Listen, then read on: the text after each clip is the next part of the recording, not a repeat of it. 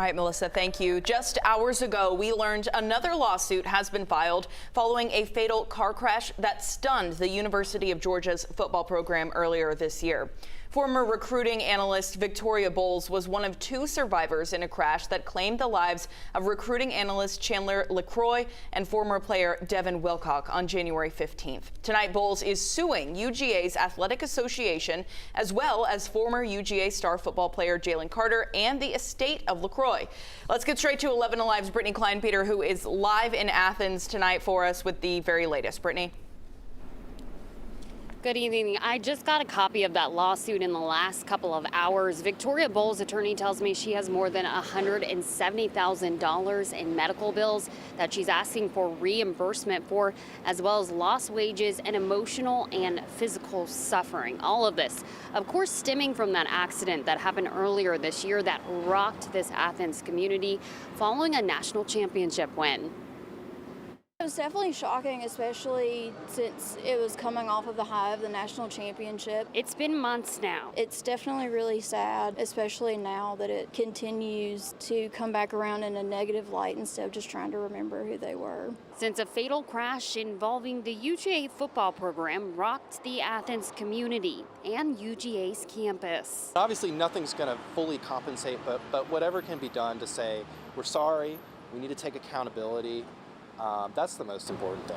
But the tragedy continues to weigh heavy on many. I think it's definitely a sad situation all the way around. Including one of the survivors of that crash, recruiting analyst Victoria Bowles, who was riding in the back seat that night of an SUV driven by fellow staffer Chandler LaCroix. I think the university has enough money to certainly compensate this person. Bowles' attorney says she sustained dozens of injuries, and that's why she's now suing the University of Georgia's Athletic Association, as well as the deceased driver Chandler LaCroix and former football player Jalen Carter for their roles in causing the crash. Athens police previously said Carter and LaCroix were racing at speeds over 100 miles per hour, leading up to the single vehicle crash. I don't blame her.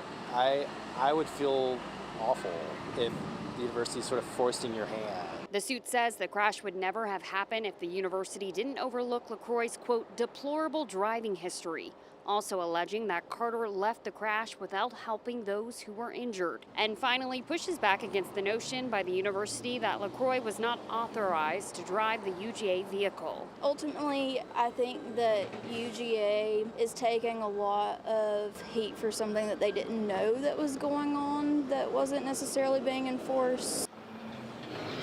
The university did respond to the suit, saying they've only assessed a preliminary review of it. Right now, they are standing by their claims and say they are ready to defend this matter.